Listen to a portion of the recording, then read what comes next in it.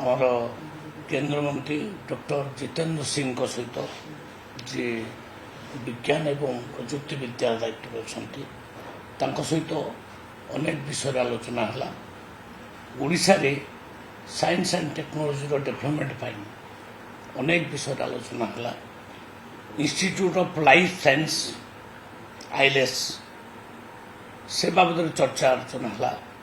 जातीय bio E3 ढांचा रे अर्थनीति परिवेश और रोजगार प्रजुक्ति विद्या को आगू नापी भुवनेश्वर स्थित आईएलएस संप्रसारण हेतु ओडिशा सरकार द्वारा 50 एकर जमीर व्यवस्था ये डिसीजन निगला।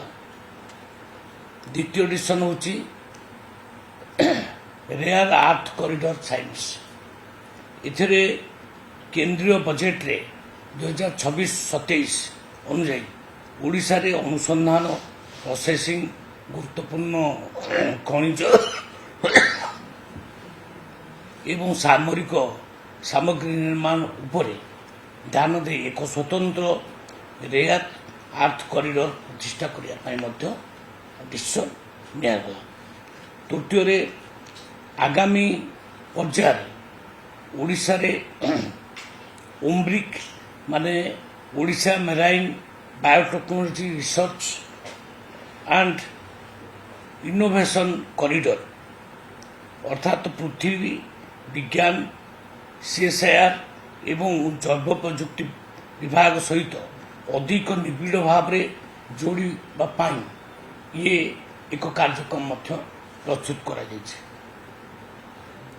चतुर्थ रे महाकाश क्षमता को बढ़ावा रिसर्च करने ओडिशा PPP मोड रे एक space research and manufacturing centre विकसित करने इसरो सहित सहबंधता हिसाब रे कार्य करने डिसीजन नि।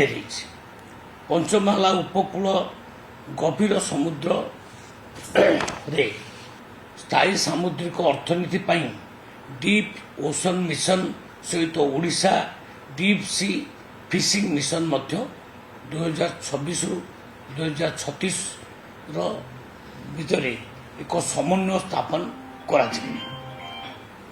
लास्ट रे भुवनेश्वर रे एक साइंस सिटी प्रतिष्ठा करने युवपीढ़ी मध्य जन सृजन और वैज्ञानिक सचेतनता वृद्धि ओडिशा रे एक आधुनिक साइंस सिटी प्रतिष्ठा करने संपर्क आलोचना करागला। इथिपाई 200 रु 250 एकर जगह आवश्यकता अच्छी ताको मध्य व्यवस्था करा। सर्वशेष रे परिवेश सुरक्षा पाई आम राज्यर उपकूलवर्ती जिला जोड़ा समुद्र सहित लगी से जिला गुड़ाक स्वच्छ सागर सुरक्षित सागर अभियान आरंभ करा। केंद्र राज्य सहयोगिता समुद्र संपद गुरुत्वपूर्ण खनिज जैव प्रजुक्ति विद्या एवं महाकाश प्रजुक्ति विद्या क्षेत्र में ओडिशा को भारतर उपकूलवर्ती अंचल विकास पाई मुख्य चालक भाव में गढ़ी तोलिया आमर लक्ष्य। तेणु यही सब बाबद व्यापक आलोचना है ओडिशा को केमिति साइंस एंड टेक्नोलॉजी आगू नवा से योजना प्रस्तुत करा जायछि।